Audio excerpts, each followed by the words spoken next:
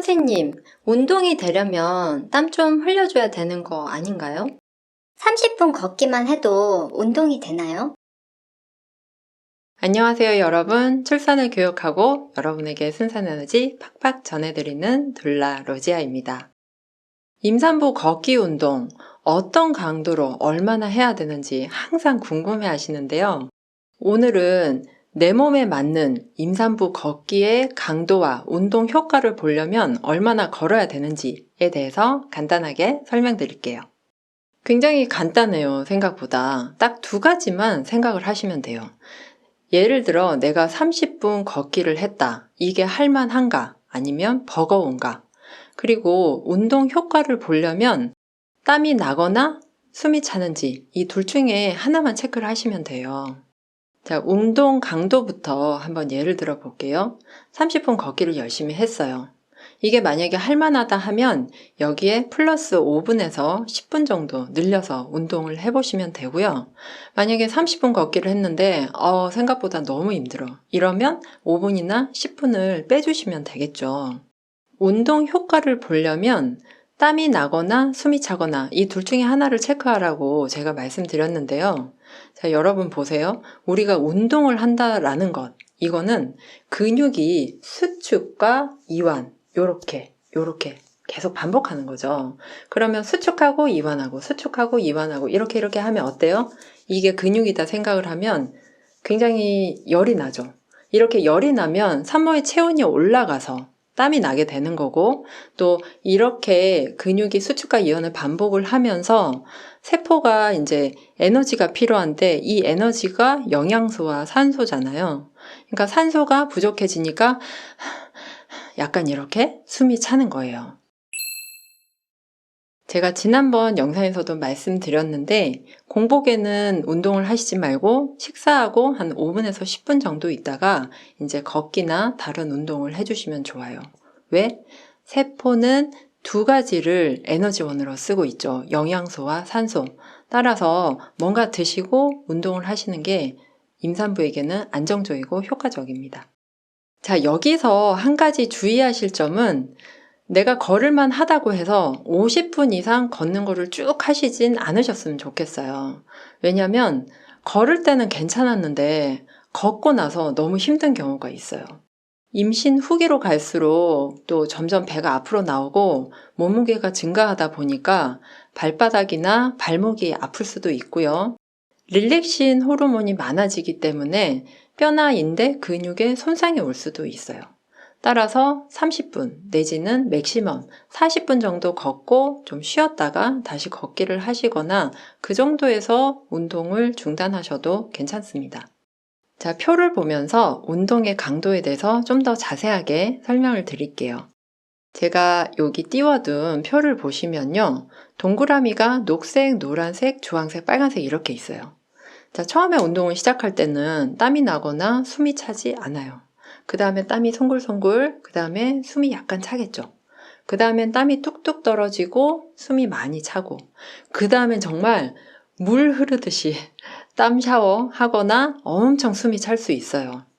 자, 그래서 이렇게 하늘색으로 표시된 부분은 내가 충분히 할 만한가 운동을 요 수준인데, 만약에 조산기가 있거나 체력이 너무 안 좋으신 분들은 아직 땀이 나지도 않았고 숨이 차지도 않았지만 10분만 걸었는데도 힘들어 이럴 수 있어요. 그러면 그 정도만 하시는 거예요. 자, 두 번째 그림 보시면 내가 아직 땀이 나거나 마찬가지로 숨이 차지 않았지만 한 30분 걷기까지 했어요. 그러면 또 그 정도 하시는 거예요. 자, 세 번째 그림 보시면 땀이 조금 맺혀. 그리고 약간 숨이 차. 그리고 아직은 할만해. 요게 이제 3, 40분일 수도 있겠죠. 시간은 크게 중요하지 않아요. 요 정도에서 멈춰주시는 게 사실 가장 좋고요.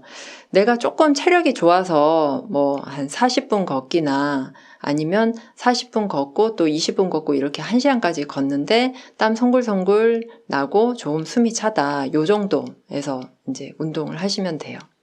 그 다음 걸 보시면 이제는 숨도 많이 차고 땀도 뚝뚝 흘러지고 그 다음에 또 이제 땀 샤워하거나 엄청 숨이 차다. 이런 수준까지는 사실 운동을 안 하시는 게 좋아요. 왜냐면 여러분은 지금 임신한 상태라는 거 절대 잊으시면 안 돼요. 임신 전에 나 운동 좀 했어. 그리고 운동하는 건 당연히 땀 좀 흘려줘야지. 이렇게 생각하시면 안 돼요. 임신한 후에는 운동을 과하게 하면 안 좋아요. 일단 산모의 체온이 많이 올라가서 아기에게 영향이 있고 또 땀을 많이 흘리거나 이렇게 숨이 많이 차면 나중에 후유증이 좀 오겠죠. 그리고 아까 말씀드린 대로 또 릴렉신 호르몬의 영향으로 뼈와 인대, 근육에 손상이 있을 수도 있기 때문에 자칫하면 부상을 겪을 수도 있어요. 그래서 여러분들 운동은 언제까지 내가 할 만할 때 그만하는 거, 그리고 운동 효과를 좀 보고 싶다 하면 좀 땀이 송글송글 나고 혹은 숨이 차거나 이 둘 중에 하나를 체크하시면 돼요. 왜 땀이 나거나 숨이 차거나 이 둘 중에 하나를 체크하시라고 말씀드리냐면 어떤 분들은 임신하고 나서 땀이 너무 많아지시는 분들이 있죠. 그래서 이제 막 걷기 시작했는데 한 5걸음 걸었는데 벌써 땀이 나기 시작해. 그러면 이게 운동 효과가 있는 건가? 이렇게 착각할 수 있잖아요. 그렇지는 당연히 않겠죠. 그래서 땀이 많으신 분들이 있으니까 그럴 때는 약간 숨이 찬 정도로 운동을 하면 운동 효과가 있는 거.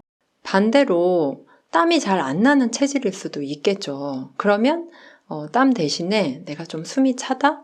요 정도면 운동 효과가 있구나. 이렇게 생각을 하시면 됩니다. 자, 이런 경우도 있을 수 있죠. 나는 숨은 별로 안 차. 그런데 땀이 점점 나기 시작해. 그러면 이것도 이제 운동 효과가 있는 거다. 이렇게 생각을 하시면 돼요. 그래서 땀이 나거나 혹은 숨이 차거나 이 둘 중에 하나로 운동 효과를 체크하실 수 있고요. 운동의 강도는 어디까지나 내 컨디션에 맞춰서 그래서 할만한가 버거운가 이 정도로 운동의 강도를 맞추시면 돼요. 그래서 파워워킹 굳이 하실 필요 없고 뭐 다른 사람이 만보 걷는다고 해서 나도 꼭 따라서 만보 걸어야지 이런 욕심 안 내시는 게 좋다. 여기에서 말씀드리고 싶고요. 자, 오늘의 내용 한번 정리해 볼게요.